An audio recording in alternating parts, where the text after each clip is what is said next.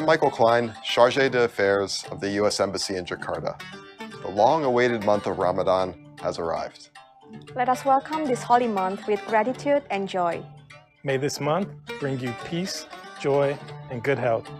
On behalf of all of us at the U.S. Mission to Indonesia, I want to wish you and your families a happy and healthy Ramadan. Selamat menunaikan ibadah puasa. Selamat berpuasa.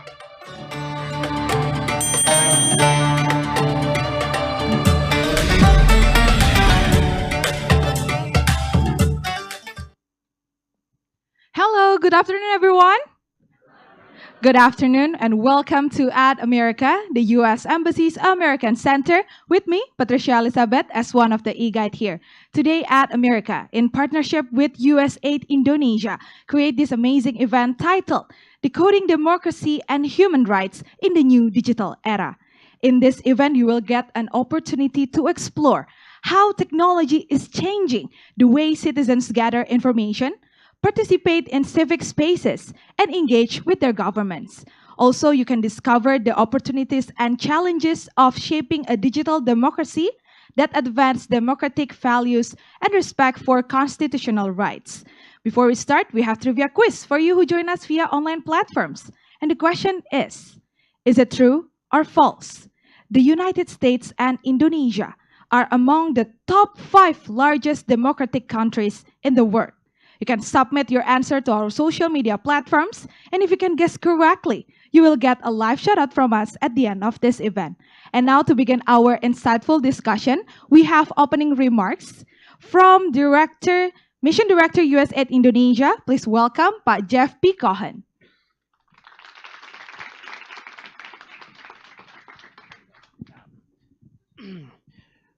Thank you, Patricia Elizabeth. Assalamualaikum warahmatullahi wabarakatuh. Salam sejahtera bagi kita semua. Shalom, Om Swastiastu, Namo Buddhaya, Salam Kebajikan, Selamat Siang, and of course, good afternoon. Good afternoon. Woo. Ramadan Kareem, Selamat Berpuasa bagi yang menjalankan, and happy Easter, which is almost upon us. So I like to start all my talks with a pantun. Yeah?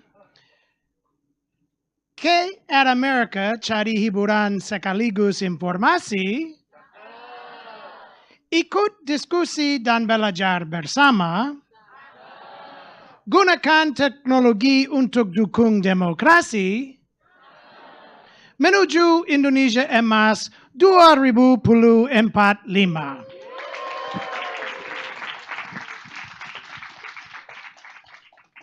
So this year, as you can see by the signage, U.S. government and Indonesia are celebrating 75 years of bilateral relationship. And what's even more important about this year is that in November last year, President Biden and President Jokowi marked the entrance of the 75th year of bilateral partnership by elevating our relationship to what's called a comprehensive strategic partnership. And the idea is that it's rooted in our democratic values, our shared democratic values, and it's focused on how we can continue to work together to advance stability and prosperity in both countries. Together, our very diverse democracies are working to create a prosperous future for future generations of Indonesians and Americans alike. Right now, we're all aware that countries around the world are going through a transformative shift in digitalization. And I can say that because every day more and more new technologies come out and change the way we look at and engage with our lives around us. And artificial intelligence is just one of many that's really speeding up the ability to do things in new ways. In Indonesia, as you all know, there are currently 210 million internet users who spend 8 hours a day plugged in. And that is a great way to demonstrate the powerhouse of technology and how important and impactful it is here in Indonesia. The rapid development of new technologies is transforming industry, governments, economies, and societies, as well as academia around the world. Digital ecosystems that we all use in service provision or how we engage with each other or economic opportunities, all of these things hold immense potential to help all of us lead freer, healthier, happy, and more productive lives. However, and I'm going to paraphrase a little bit of Uncle Ben from Spider-Man, you know, with this great power of digitalization comes great responsibility, right? And I think that as you look at information integrity as a concept about what's out there in the world, is it true, is it not true, is it creating a hoax that's going viral, that's really bad information and changing the way others view reality? You know, we need to be careful how to differentiate facts from fiction and help each other develop the skills necessary to be safe and productive in this new advancing digital world. We want to make sure that we're using technology in ways that align not only with our democratic values, but our social values as well, and make sure that we're upholding the fundamental rights of all citizens, right? No matter where the person comes from, what the person believes, who the person is, we need to respect human rights and make sure that online environments are safe for upholding individual communities and others from harm. I'm very thrilled today to have with us today to share her views at the heights and potential pitfalls of our ever-evolving digital age, as well as how the USAID, U.S. Agency for International Development, engages and works on these issues. Vera Zakem is USAID's Chief Digital Democracy and Rights Officer, and brings with her a wealth of knowledge and experience, and will hopefully shed some light on how you all can navigate the digital landscape, promoting democracy, human rights, and ensuring healthier systems for all. I'm also going to welcome Ibu Indri, who's brought with her some of her students, who's a special staff member to the Deputy Minister of Communication and Information. She will share valuable insights on the topic of how Indonesia's government has the perspective on digitalization and safe environments for all. And of course, I'm going to hand it over to Ibu Diaz, who's a partner with USAID Indonesia through our University Challenge or Youth Challenge activity. Through Youth Challenge, USAID partners with Meta and Love Frankie to equip young Indonesians with the necessary digital literacy and critical thinking skills so that they can become competent and informed citizens in the digital era. And so Ibu Diaz is a great person to guide us through today's panel discussion and question and answer period. So in closing, I want to say welcome. We're glad you're all joining us today, both here in the studio and online, and I look forward to learning some things and hearing from all of you today. So, terima kasih banyak.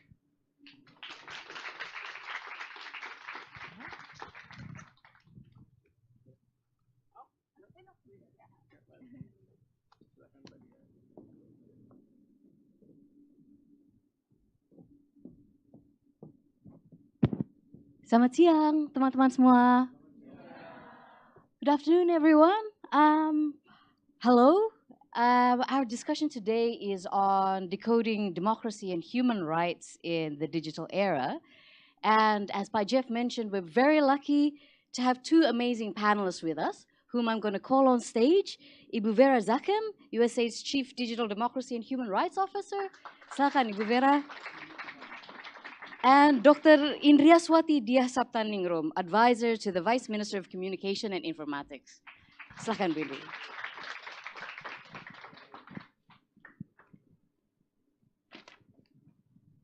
Thank you for joining us, Vera and Ibu Indri.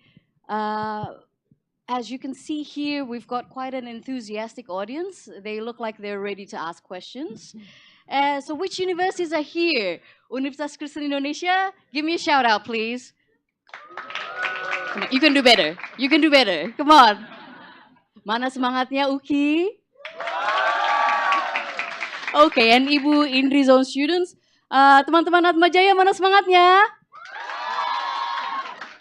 Fantastic. Any other universities that I haven't mentioned? No?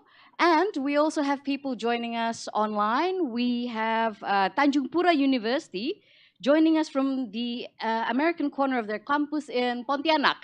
Say hi to Tanjung Pura University. Glad to have them join us. We also have people joining us on Ad America's live stream. So welcome to those of you joining us online. Let's get started with the discussion. So I have a few questions for Ibu Vera and Ibu Indri. And then after the questions, we're going to run a quick quiz to just see how the audience is at and where your digital literacy knowledge is at and how well you know Indonesia's digital space. But first, Bu Vera and Ibu Indri, today's discussion theme places quite an emphasis on democracy and human rights in the new digital era. Can you tell us a bit more from each of your perspectives why technology matters so much when we're talking about democracy? Maybe Ibu Vera first. Well, it's delightful to be here, and Selamat Siang, Ramadan Kareem to everyone. Hello, and wherever you are in person here and online. And most importantly, I'm just so thrilled to see all the young people and the students that are here today in person and virtually. Jeff mentioned how, first of all, this, we are celebrating the 75th anniversary of friendship between the United States and Indonesia, which is really remarkable as two vibrant democracies, some of the largest in the world. And, it just reminds me, and I think this is so important in the digital age as well, when two countries join forces, if you will, how much we can accomplish together. And I think certainly that speaks to the digital age. One of the things that we know already, and I think many of us have seen, is that digital technologies, whatever they are, they just have the power to fundamentally transform our lives. Whether it is access to information, whether it's to access to goods and services, just to be able to have the opportunity for jobs creation, to really lift people out of poverty. There's just so much incredible opportunity. And it is one of those things where the technologies are, these days, regardless of where you are, what you're doing, just affecting all of our lives. But as Jeff already stole my line, with great power does come great responsibility. And the reason why that's important is because with what we have seen, the onset of new technologies, most especially, but not exclusively, generative artificial intelligence or GAI and others, certainly, there are also risks. And I think we need to be smart about recognizing those opportunities and also recognizing some of the risks and challenges that technologies create. And it is everything from restricting access to information, is also really thinking through how technologies manipulate information and spread information manipulation and really kind of force us whether to really think about whether something is true or false and really think critically about the information that we're consuming as well. So I think it again, it's just this is to me touches everything, and I think why this conversation, especially now, is so important. Bu Indri, this is an area of a special interest. I know your specialty is technology law. So can you give a bit of the Indonesian perspective on why Okay. technology is important Yeah, for democracy? Thanks to invite me to talk about this. As Ibu Vera said, that it's fundamentally transformed the social and the social life of us. Then I just want to draw attention to a specific number that illustrate the situation in Indonesia. We discussed this with my student in the class, that now at least 80% of the total population we are having are connected online. And the circulation of mobile phone were actually above and surpasses the total population that we are having, like 300 million something mobile phone are, circulated around the population. So this give an illustrations on the extent to which we are connected online every single day. In the class, we usually said no one else can actually live without mobile phone. And Indonesian people spend 7 up to 8 hours a day at the minimum to go online serving information, seek and uploaded information. So by looking into that figures, we realize that the extent to which it can actually potentially change the way we do democracy in terms of, like the speed of information flow as well as the ability of people to seek and obtain informations. In one way, it gives a promise to increase transparency and accountability, but on the other side, it has a drawback as well.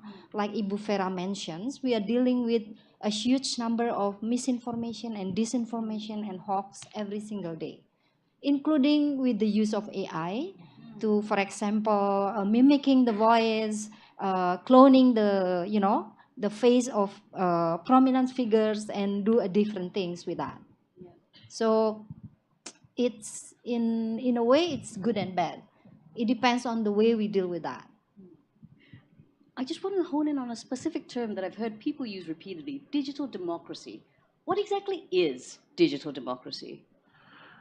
Well, to put it simply, thank you for asking that question. To put it simply, digital democracy is a term that not only we at U.S. Agency for International Development use, but a lot of other people, I think, around the world are starting to use this terminology. But fundamentally, it is about how do we develop, deploy, utilize, and develop policies around democracy, around digital ecosystems, ones that are supporting democratic values and international human rights.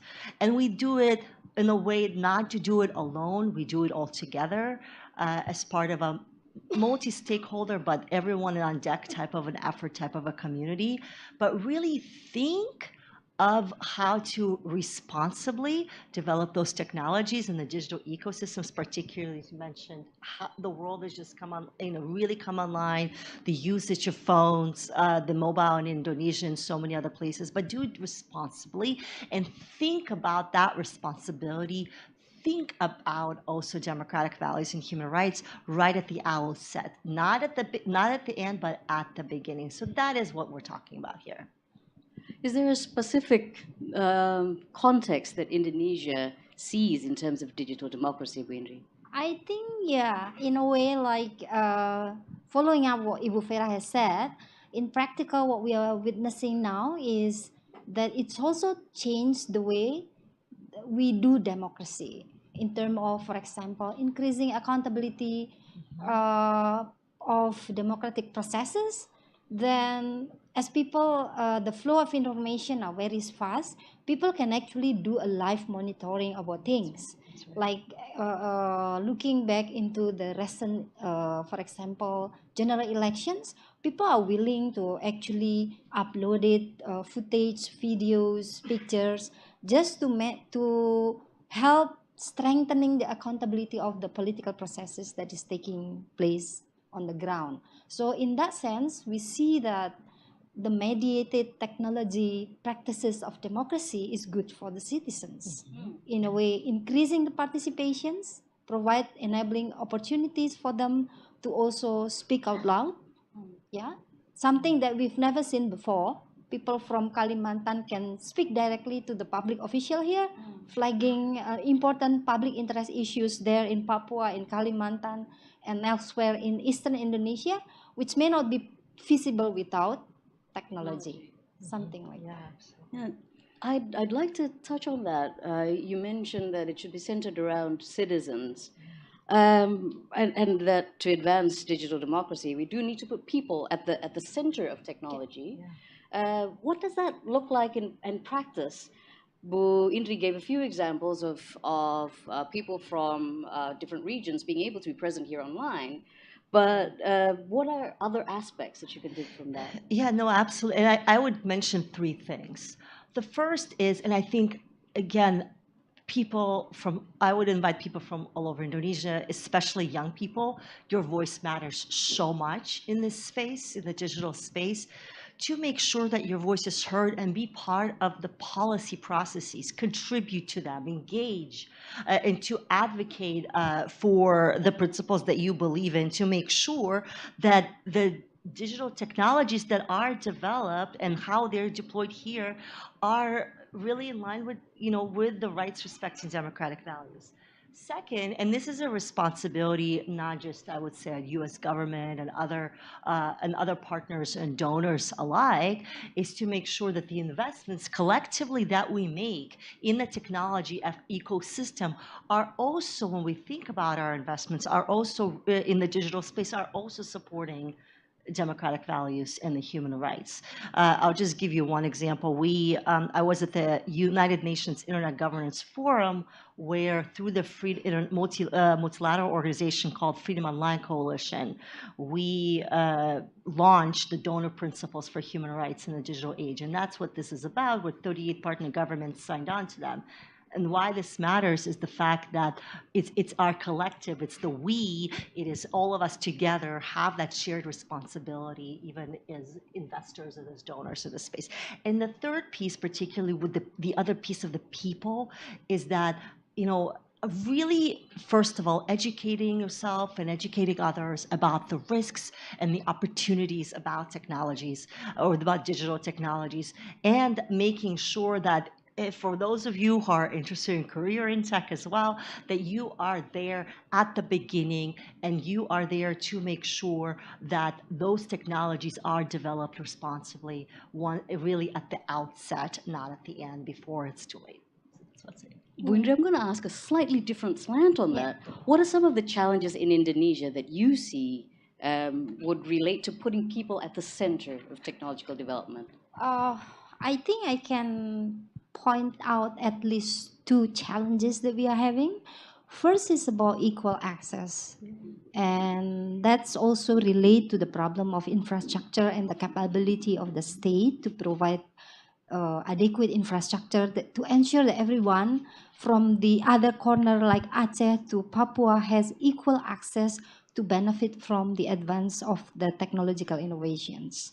And secondly, I think it's also related to the capabilities of human resources. As well as in this regard, we are lacking of digital talent, we have to say. I think the government are trying hard to push the target into a certain level in which we are ready to be able to transfer the knowledge from the developed countries so we can leapfrog into a better position in terms of technological innovations and R&D productions. But then we realized that apart from that, we also have a problem with digital literacy. Because at the end of the day, the core point of putting people at the center of technology is to understand that technology means for people, not the other way around. And because of that, we need a people that have a good capacity to be able to discern information as well as make a good decision in which whether or not we use this technology, which technology is actually good for us or not good for us, as well as try to put the limit on the individual. Like we do not want to see the young generations to be gadget addict, for example. So that's give a sense of that we need those kind of like literacy in a way.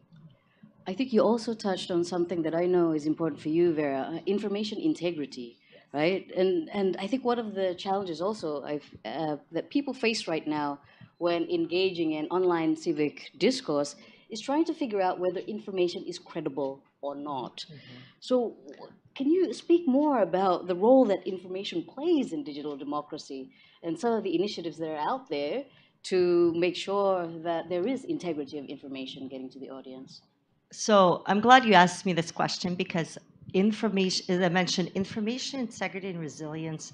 Uh, what I mean by that term, by the way, it is what we're doing is how to strengthen both the information, the digital, and the media ecosystem, so that you can discern what's credible from false. So we can strengthen those both digital literacy skills, and if you are in communications or in media and journalism, media literacy skills as well. Because fundamentally, this is about to ensure that we all, as global citizens, are good consumers of information, and we have that reliable information to get whatever the goods and services are. So we've been having actually a couple of initiatives. Some of them are some of my favorite around the world, I will tell you, are here from Indonesia. So I'm really, really excited to tell you a little bit about that. One is through our Advancing Digital Democracy initiative, which is an initiative fundamentally that's helping to develop digital ecosystems that support democratic values and human rights at the local level. It's trying to do three things: help with legal and regulatory reform, ensure that there's vibrant civil society that's working with both governments and private sector, and actually invest in public interest technologies and technologists. So in Indonesia, some of our Advancing Digital Democracy funds actually went to support a partnership between USAID, Meta, and La Franchi to really engage students from 6 Indonesian universities to promote digital literacy as part of strengthening information manipulations, critical thinking, and positive online communication. And I think that is something that is a really, really great testament to a lot of the work that's happening here. Second, I would say there is another program in Indonesia which has been really, really cool. It's personally one of my favorites, and that is supporting folks that are for the first time coming online. So think about maybe those, citizens that or that have been disenfranchised, coming from marginalized communities, or the elderly, or whoever they might be, and really giving them critical thinking and digital literacy skills and toolkit to really, really become good citizens. One of the cooler things as part of it, there's a number of efforts as part of this, is including kind of like a AI enabled detection system for addressing information manipulation. But one of it is with our partners at USAID developed a game called Galifacta. And this game, it really teaches critical thinking skills. It actually won very well-known Webby Awards as well. And what's really cool about this game is that the interface of this game is like WhatsApp. So when you're playing it, it kind of looks like you're kind of part of WhatsApp, and it helps you really think about, like, is this true or is this false, and really kind of walks you through and helps you build those critical thinking skills. So those are just 2 of the examples, but I know there are really many. But again, this is something that, it's just so ongoing. It affects all sectors of society and all of our lives. So I think we should celebrate these successes, but we know that the work is ongoing and more needs to be done. So I'll stop there for now. Thank you, Vera. I know Kominfo has a lot of initiatives on this as well. Can you tell me more about them, Windri? Yeah, I think when it comes to securing and creating a safe online zone, it's the responsibility of not only the government but all the society.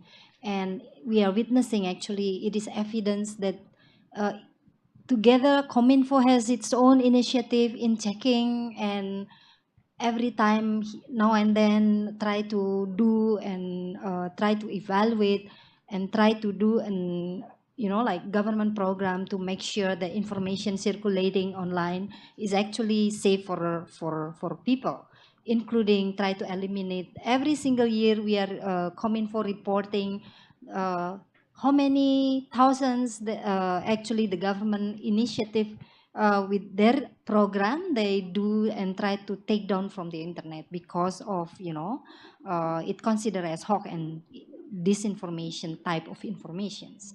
So, but then there's not only initiative. We are happy to see that there is a special NGO that working to tackle and to address these issues of misinformation. For example, Mafindo, which is reflecting a joint collaborations between different stakeholder, a multi-stakeholder initiative to focus on addressing the issue of that.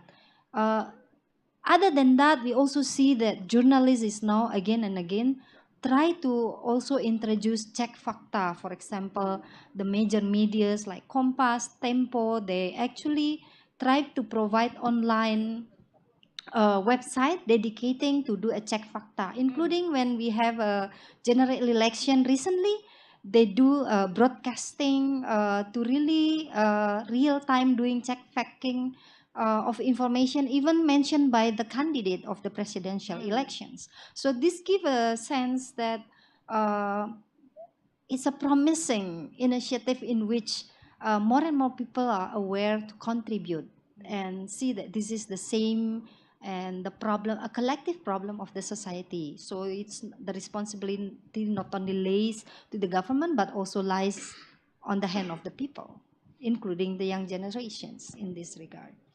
Before we move on to the quiz, are there any last reflections, thoughts, concluding arguments, if you will, that you'd like to share with us before we move on? Vera, I'll start for you. Yeah, absolutely. And just again, thank you for the time and for your attention today.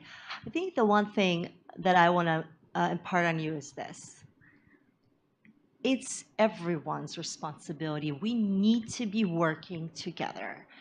It is so critical. And so regardless of where you're coming from, what you're studying, it is everyone's responsibility. And I think it's more important that we partner, that we work together and we join forces to address not just these challenges as they arise, because they're not going away, but also create the opportunity also in the set of opportunities that technologies are unleashing as well. So that is my invitation to all of you to work together from wherever you are and to really kind of join forces in whatever sector. And if you're a student, whatever you end up studying, I can assure you that will also has the ability to positively contribute to a digital ecosystem that is also promoting democratic values and human rights. Thank you, Vera. Last thoughts, Winry. As I say in the class, we usually discuss about this as well.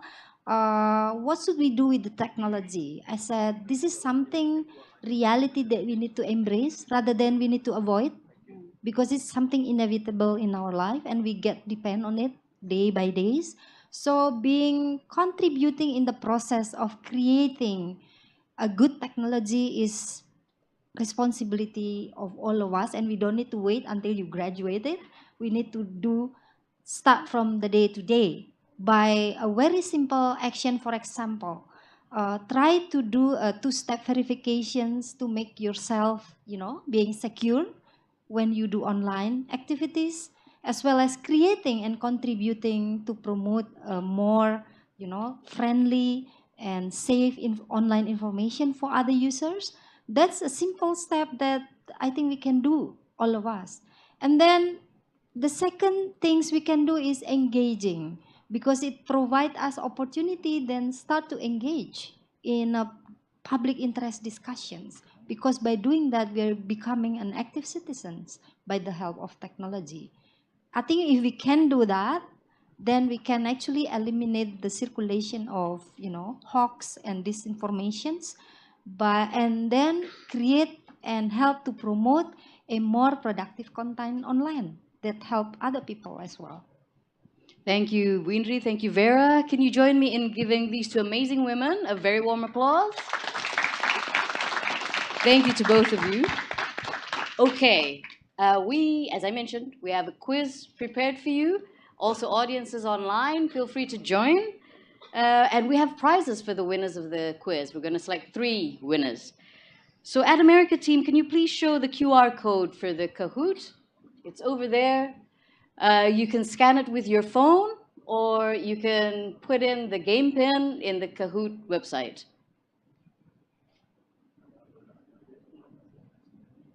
We'll wait a bit for people to join. But Jeff is one of the first I see.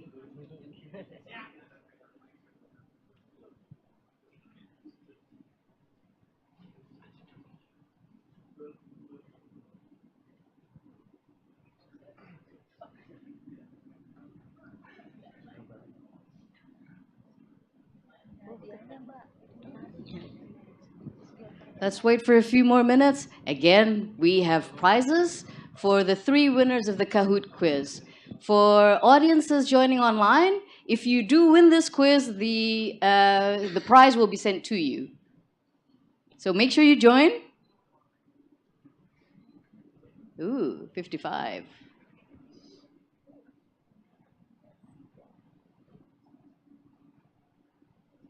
Okay, let's wait for a few more minutes.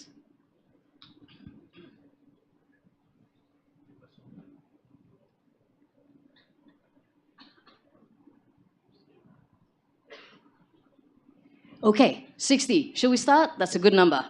All right.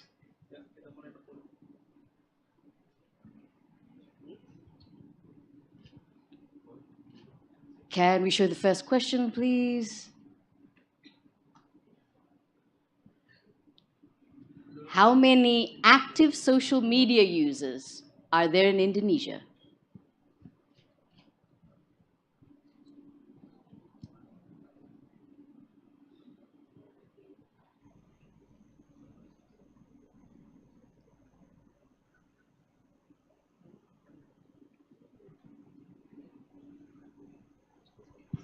And the answer is 139 million. I love that everybody guessed that there's everybody, like 90% of the population are social media users. So Arya's the fastest and got it correct. Ready for the next question? What's doxing?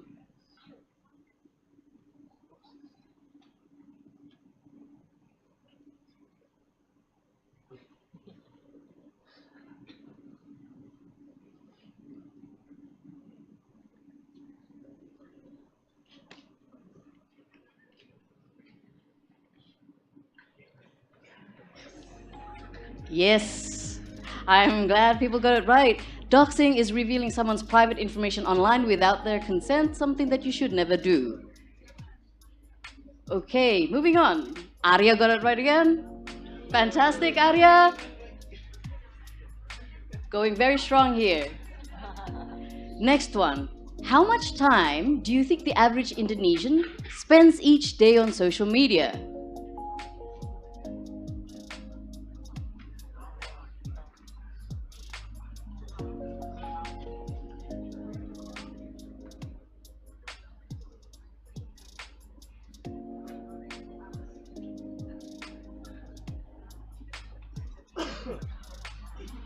Three hours. So, the statistic by Jeff mentioned is how much time people spend on the internet. But according to We Are Social Digital 2023, Indonesians actually spend around 3 hours per day on social media.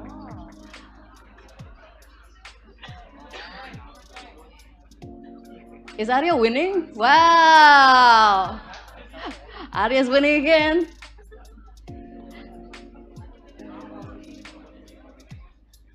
What is the most used social media platform in Indonesia?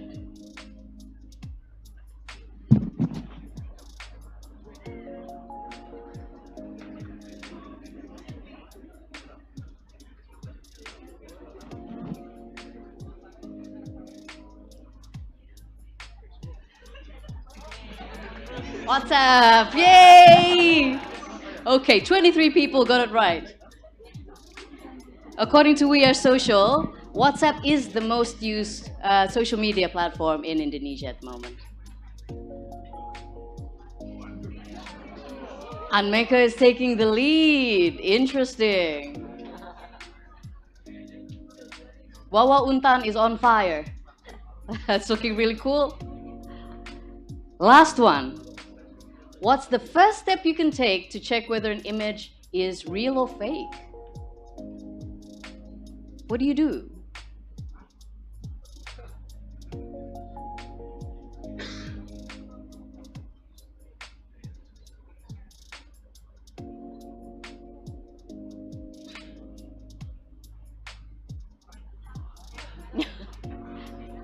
Yep, conduct a reverse image search. That's the recommended course of action. If you do feel that an image is questionable, you can conduct a reverse image search on Google. So, let's see what the tally is at. Anmeka is at number 3. Where's Anmeka? Great, fantastic, congratulations. Wawa Untan is number 1. Who's number 2? Jay. Jay? Oh, Jay. Fantastic. Wawa? Wawa, at Untan. Okay, congratulations, Wawa. We'll post this to you. Congratulations to all 3 of the winners. And thank you, everyone, for participating. Okay. Yeah. Anmeka and Jay, can you come up and take a picture?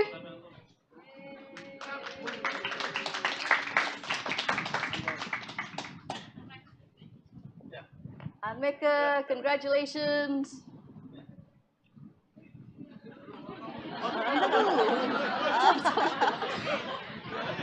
Okay, Vera and Wendy, can we come up and take a picture?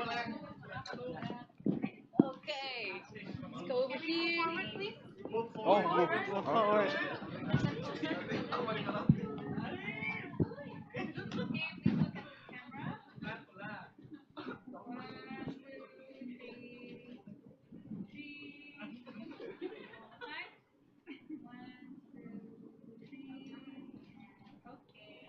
Thank you.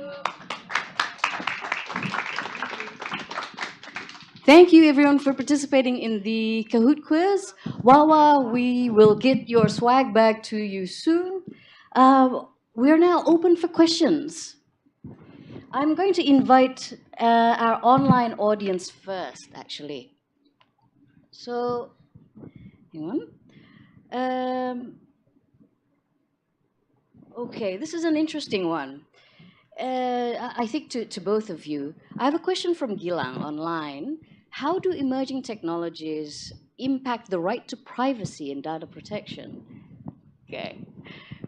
Which one of you would like to take this on first? You go first. Yeah. Bu Indri. Okay. Silakan. Thank you for bringing this up, Gilang. And this is actually very important and very timely at the moment. That I believe all of us, those in this room or joining this event online, has had ever embracing or using the AI-related technology either through the platform that you are using or to the application and games, for example. And then the very questions with AI is a machine learning, and it can only learn if you provide it with a huge amount of data. And the data is actually, among others, relate to the personal data that they gather from users online. So that's why in that sense, there is always a risk of, the privacy of users that is being compromised if, there is only if, it's not always the case, if we don't have a strong data protection governance in place. But it is good that Indonesia is now, though we are very late in this, we are now having a spatial data that ensuring that the government protecting the personal data of every single citizens going online from the potential of being misused by the third party, including those developing the emerging technology.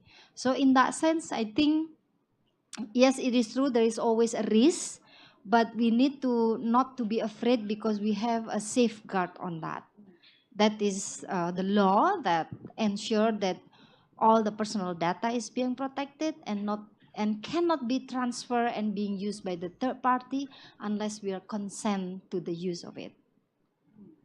That's What about you, Vera? Yeah, I think privacy and data protection and the privacy of the user is just also a fundamental, quite frankly, right. Because you have the right to make sure that your personal information stays private.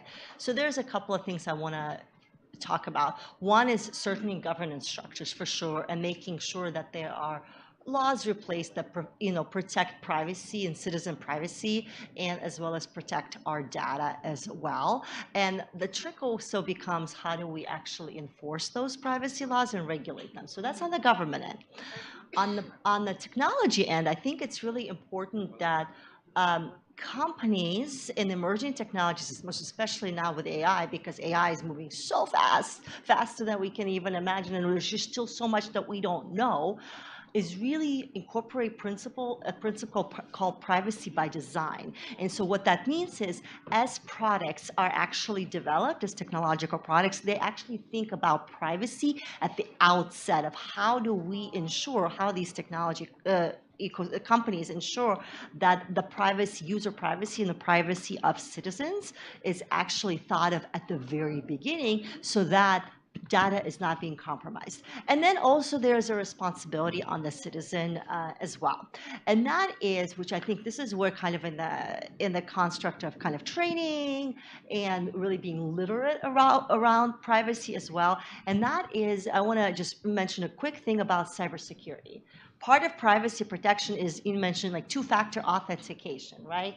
Thinking about, really making sure that you're aware about, as part of digital literacy, also about privacy and cybersecurity skills as well. Like one thing that I will mention, and this is just another thing we announced, I came to Indonesia straight from the Republic of Korea, from the Third Summit for Democracy, where we announced something called the Advancing Digital Democracy Academy. And what we're going to be doing, we announced an intent to partner with Cloudflare, Microsoft, and Google. And as part of that intent, we're going to be working with these private sector companies to actually offer trainings in the digital realm. And privacy is being one of them, right? Privacy, cybersecurity, AI, digital literacy, so that both governments and citizens are actually able to be more responsible citizens and think also about privacy in mind. So I think it's a three-pronged approach. Governments, private sectors needs to be thinking about this, as well as citizens.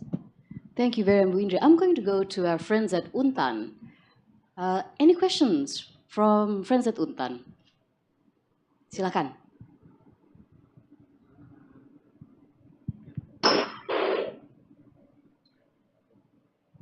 Hello, thank you for the opportunity. My name is Mawa from Untan. Right now, social media rapidly grows and makes connecting with each other easier than ever. As a university student, I use social media as well. I heard that in Indonesia we have over 139 million online users. Now, does this number has any benefits for democracy values in the new digital era? That's my question. Thank you. I can't fully hear it. Okay. Can you repeat your question a bit more slowly? I think we're getting a breakup in the transmission here. Okay. In Indonesia, we have over 139 million online users. Now, does this number has any benefits for democracy values in the new digital era? Thank you. Great. We have 139 social media users in Indonesia. Does this number have any democratic value for us? I'm going to go to Bu Indri first. Does this have any democratic value? Of course, because sorry. Yeah. Interesting questions, difficult to answer. Very good. whether or not it has a democratic value will be depends on the extent the number is actually an active citizens and engaging in political practices and processes. If you have 139 users, but they don't actually pay attention into public interest discussions about social matters, about policies that affect the society, then it may not directly contribute into strengthening the democratic processes. But if you are an engaged citizen, actively contribute in a discussions, do not spread hoax and disinformations, that's a good promising number. To create a more, rich discussion online about social life, about public policy and stuff. So it depends. My take. What do you think there?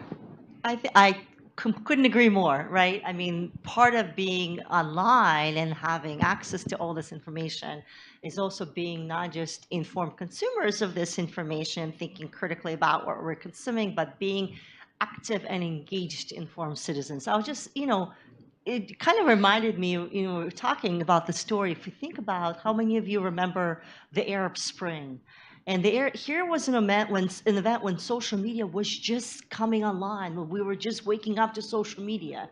And here was a movement where people decided to use this new technology to organize, to share information.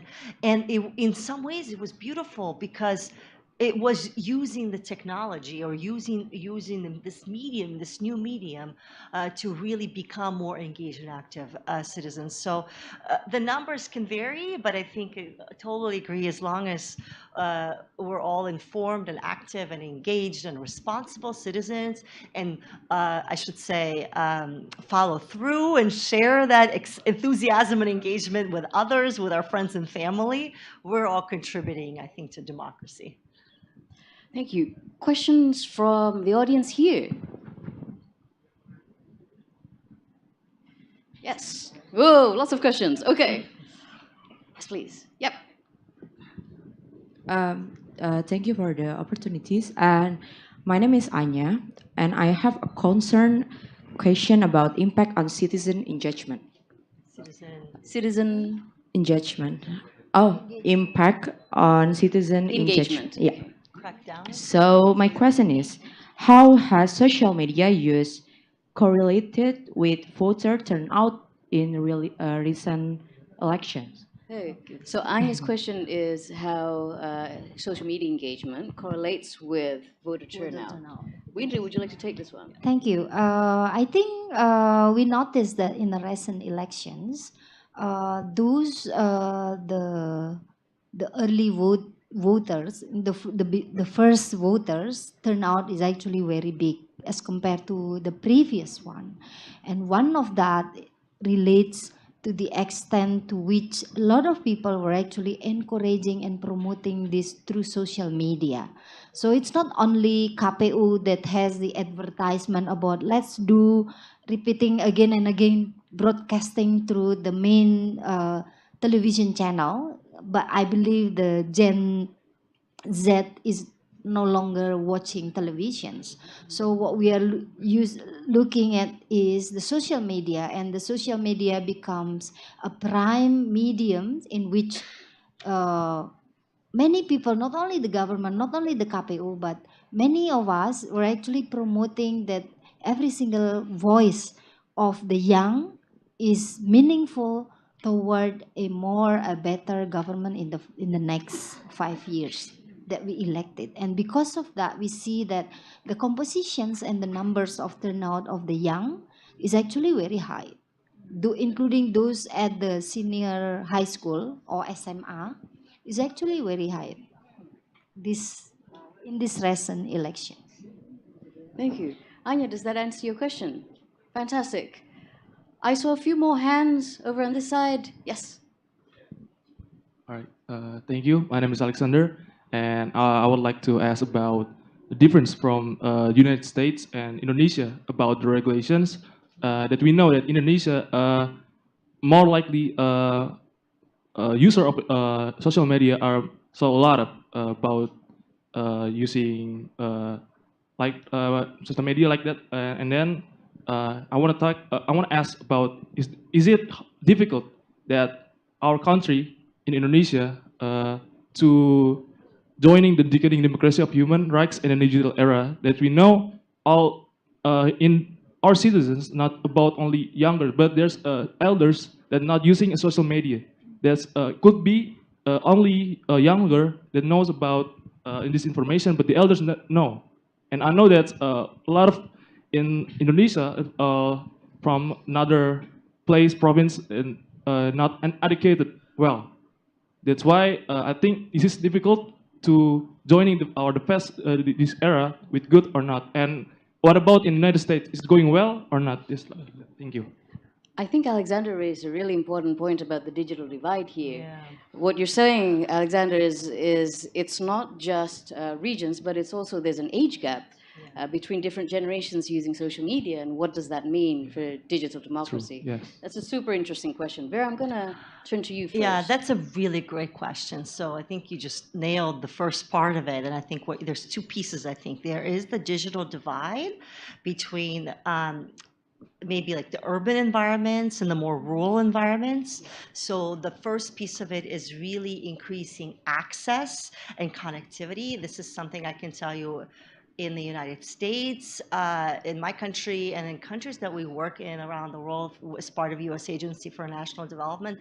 That is something that we really want to make sure happens, because again, part of connectivity is not just about addressing information manipulation, but just having access to information, whatever it is, just to live your life and to be able to make informed decisions, and just to be able, even if like, so it's because I think that part is really important. It's something that I know I can tell you that President Biden and our government has also been working in our country about as well, because there are also, rural communities that also we need to reach people, what we call that last mile, and that go further. That is a big issue. I think it's a global issue. And I know I can tell you from our end, we're very much seized with this all over the world, and certainly in USAID operates in over 80 countries overseas.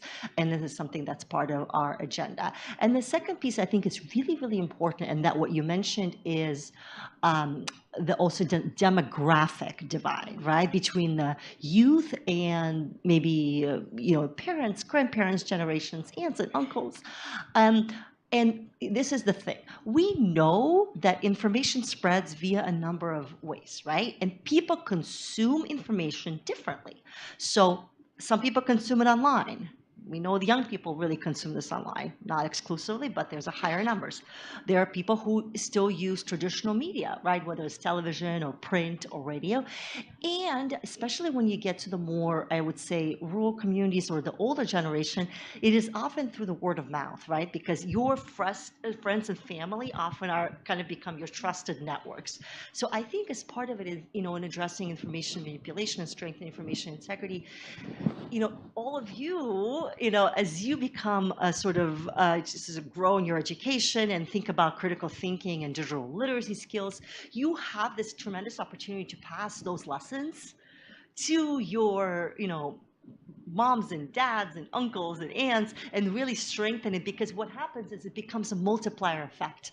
And so hopefully as those people will come online, they will also have the opportunity not just to learn from these types of initiatives and these kind of forums, but also learn from you first and foremost, because why you end up being part of their trusted networks, and they're likely going to trust you before, quite frankly, anyone else. So Windri, over to you. I think when it comes to digital divide, aside from what you have said, actually we also have a challenge in terms of making the technology being more inclusive. We have disabled community here that may not be able to also benefit from the technology simply because we haven't provided enough access to them. For those who have problems with sight, for example, they cannot type. Then we need a certain type of technology that help them to get online. So with those hurdle and problems, challenges that we are having at the moment, I think we rely, as you said, I couldn't agree more with that idea that you were actually have a responsibility to actually help being to build the bridge for those who have not yet being connected into that, to be able to at the end finally, because you are trusted by the family, for those who has a disabled member in the family, you are actually the support system they are having, the closest support system that they can access. So we are responsible to help them to embrace the technology and get benefit from that. I think that's the addition that I could add. Thank you, Winry. Let's go to Untan. I think we have a question from our friends at Untan. Silakan.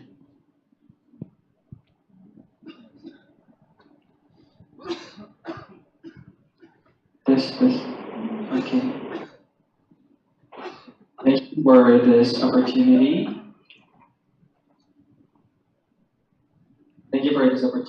My name is Willem. I am majoring at elementary teacher education. And as you guys know, in West Kalimantan, we also have lots of human rights violence. And one of them is in 2021, there is destruction of a mosque or a place of worship of a minor religion. So what can we do to address this issue? And how do we use technology to develop a digital democracy, especially for minor and marginalized community? Thank you. Thank you, Willem. I'm going to go to Bu Indri first. What can we do? I think Indonesia provide, or us, Indonesian society and population provide a lot of example in which technology are being used to amplify advocacy and changes. For example, we still remember the phrase that one single click can change the situations. Or we actually, maybe all of us, if you go on Twitter, X now, change into X, there is always an expression of Twitter, please do your magic, right? So for every single issue that is being flagged, for example, from flood and everything, we can do that. So how does it goes with, or how will it work with the issues like the one you said about the destructions of the house and mosque by a group of people? How could we actually do and see the opportunity in which technology can amplify the voices you try to voice out loud from Kalimantan to Jakarta? I think the opportunity is there. You can actually start to use the social media platform. I see that more and more people are connected to, for example, flagging the issues to the president himself, or herself, or to the minister, or to the department, or to other government agencies by using a different platform, either Facebook, either X, or other social media that you have a preference on. So other than that, I think the same goes into how to build and amplify and try to develop a strong coalitions among the civil society. So with all the social media we have and the number of people connected into the social media, I believe by circulating the informations into that network, it might help you to amplify the voice and help you to find the right way to channel into the possible actions that is supported by the government. And I think the government now it's more open into that particular issues compared to what we have before. So that's my take on that. Thank you, Windri. I'd be interested in your perspective as well, Vera. I know this is quite Indonesia specific, but how do we promote and amplify positive discourse, as Windri mentioned? Yeah, I think it's great because I think even though it's a very specific example, this can happen anywhere in the way that like a certain situation that we actually need to be using technology for good, if you will. And so when it comes to social media, especially, yes, you can amplify, you can actually gather a group of friends and amplify it together, because more than one, the voice of many is better than the voice of one. So in a way, you can actually use technology to self-organize so that your voice becomes stronger together. And in some instances, depending on sort of the mechanism or the platform, there's also an opportunity I've seen where technology is used to raise funds. So that also potentially could be a source as well. And then the other thing is, I would say, the last thing is, we are also seeing civil society, responsible civil society, that are actually using digital tools to protect vulnerable populations as well. Thank you. Any questions from the audience here? Yes. That hand went up very quickly. Go ahead.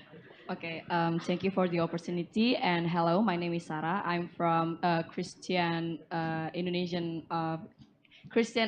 University, and I want to ask about hoax.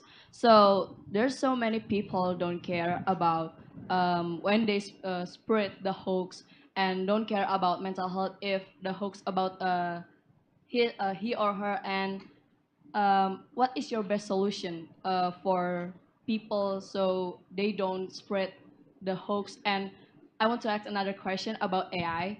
So many people right now very easily to access the AI, and I think AI makes people cannot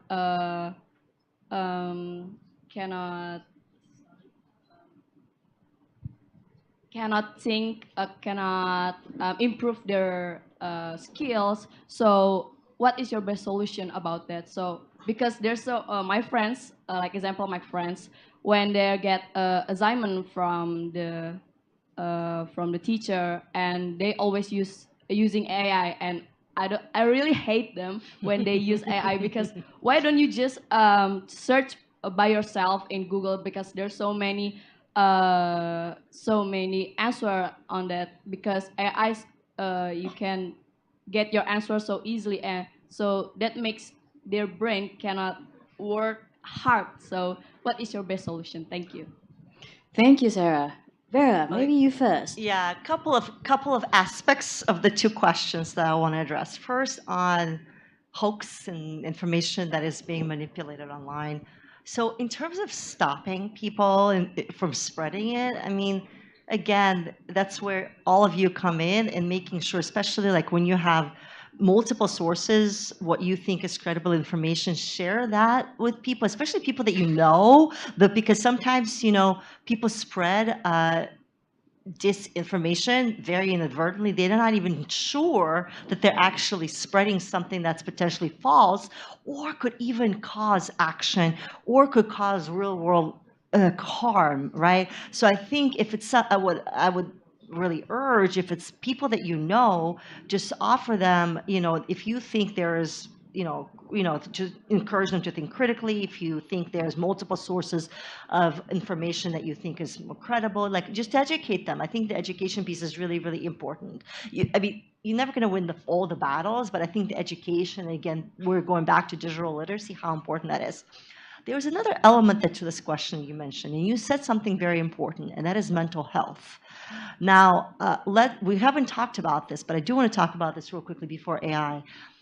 Part of being online these days, and the sheer volume of information that is being manipulated, not just social media, we didn't even talk about, there was on the quiz videos, right, or audio, AI generated. It can really be really disturbing. And there's a lot of studies out there, it has caused a lot of potential harm offline. So, one thing, there's a couple of things. Folks can report it to the platforms, engage with sort of, responsible citizens about it, on what to do about it. But also in some situations, you just kind of need to get offline, even though it might be difficult, because again, we need to protect, I think, as human beings, we need to protect our overall health, including mental health as well.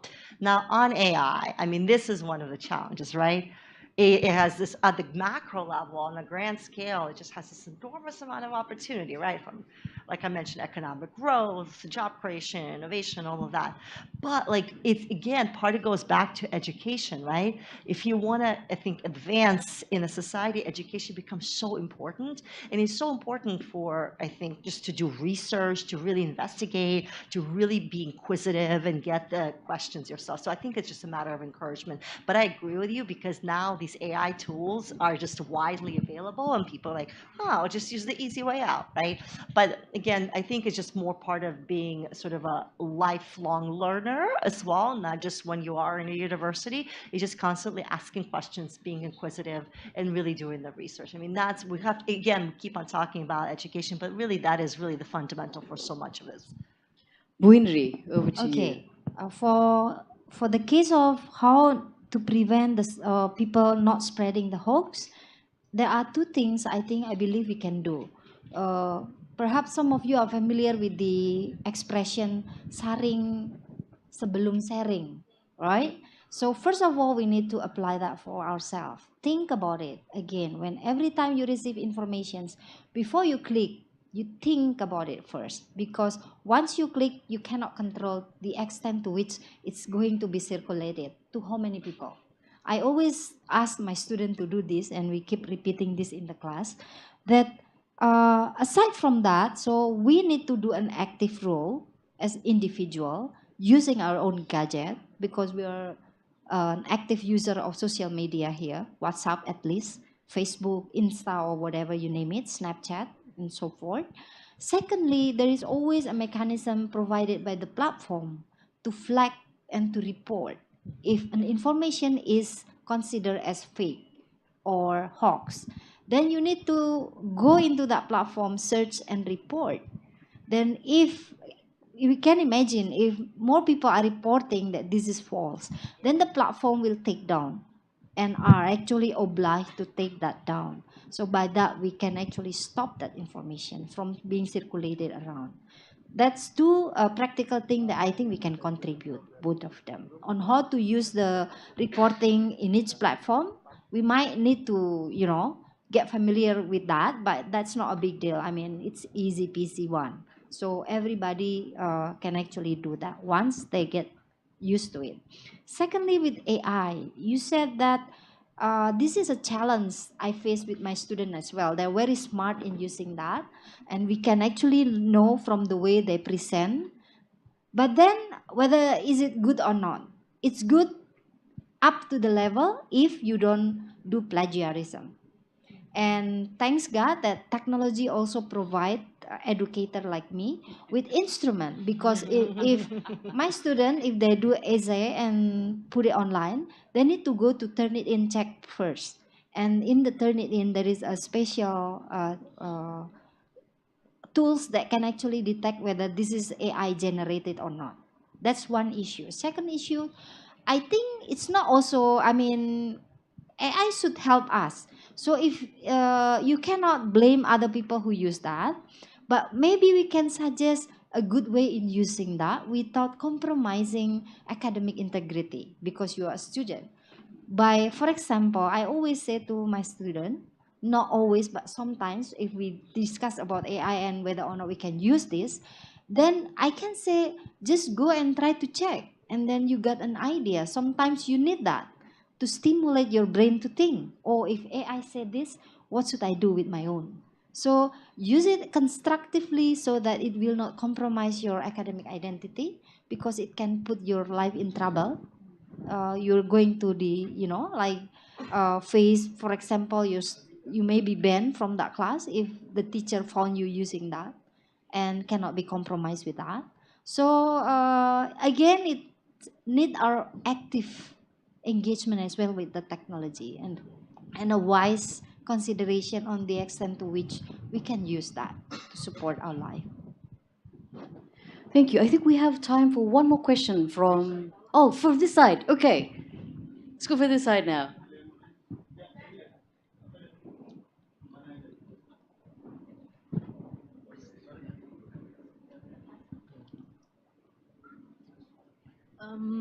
Good afternoon.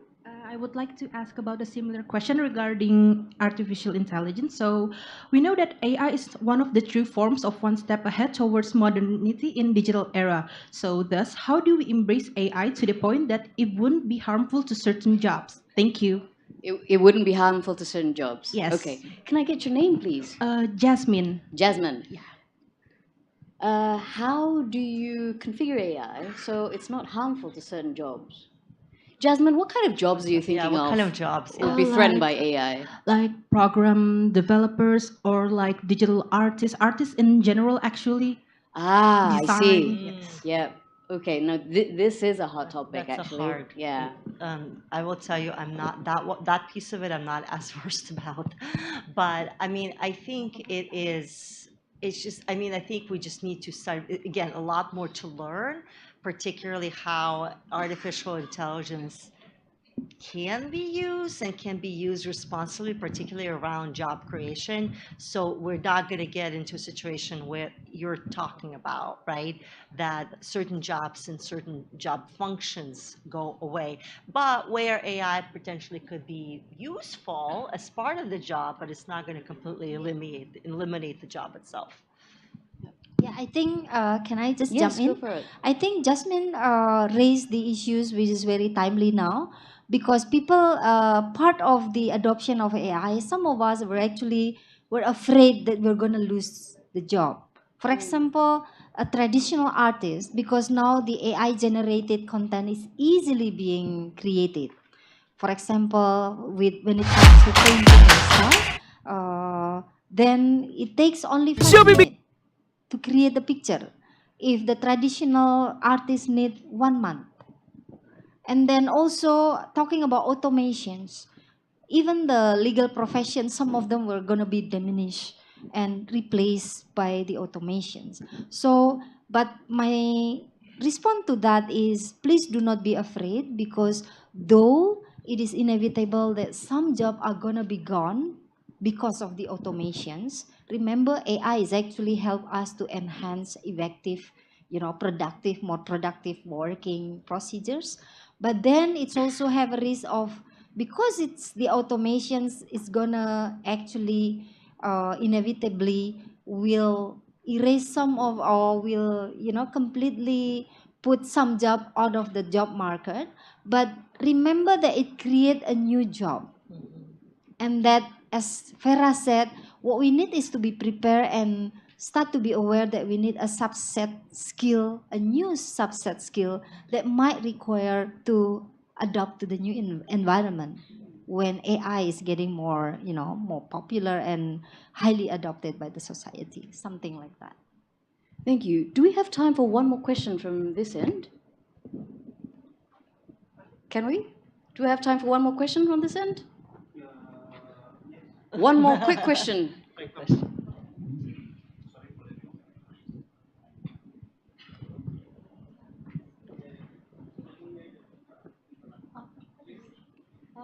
Okay, go for it. Good afternoon. Thank you for the opportunity. My name is Klata from Catholic University of Atmajaya.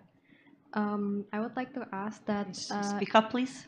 There was a mention that from Aceh to Papua, there's minimal access to digital technology. So how can we ensure or how can we help to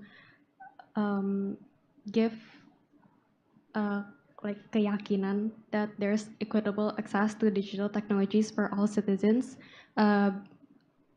bordering the digital division and promoting democratic participation. Thank you. Thank you. Shall I hand that over to Bu Indri? Thank you for the questions. It's very difficult to answer because it depends upon to what extent we can help people from Aceh to Papua to have equal access to the internet and therefore enhance the opportunity to benefit from the internet. It really depends on at least two things. First is the willingness and the political will of the government to speed up the process. in increasing the infrastructure development. But I think the government are very, at the moment they have the Palaparing completed already, assuming that because of that, and now they introduce and speed up the process of the 5G adoptions so that it can actually help to address the question you raised about the equal opportunity for people across different provinces. And hopefully by that, from our side, I think as Ibu Vera mentions, the responsibility is a multi-stakeholder responsibility. It's not only depend on the government, but active society as well. And we believe that in Indonesia, there are many groups that try to work to promote a more accessible technology to address the issues of access. This is a non-government organizations that go to Papua, Aceh, try to set up a different devices to help people from Merauke, for example, to still being able connected online without depending on the cellular connections. So I think with this, I think we believe we can, of course, it may not be immediate, but we gradually help them to be able to enjoy the benefit of the technology. Thank you Bu Indri. On that hopeful note, mari kita berikan tepuk tangan untuk Bu Indri dan Bu Vera. Thank you so much, all of you, for being here, both here physically and those of you joining us online. Thank you for your enthusiasm and curiosity, for your questions.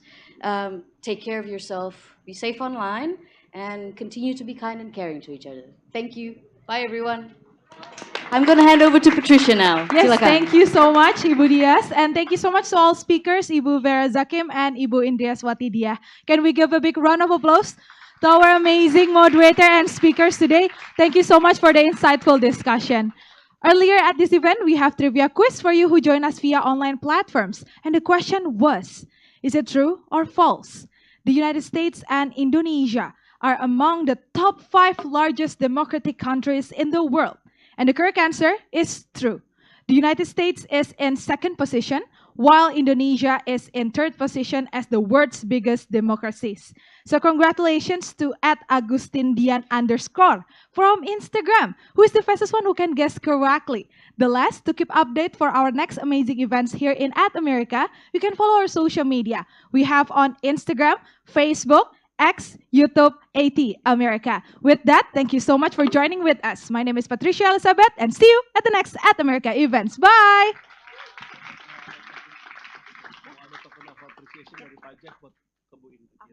So we have token appreciations from Pak Jeff as a Mission Director of USAID Indonesia. So Bu Indri. Can we give a big round of applause? Thank you so much for the participations. And we're going to take a picture together. Can we move forward? Yes, move forward to the middle of the stage.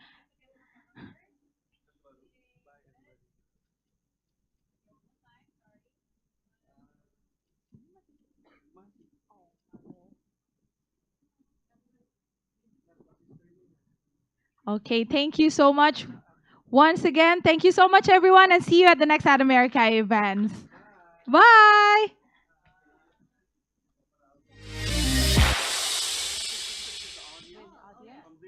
Hold on, I have to get my phone. Okay.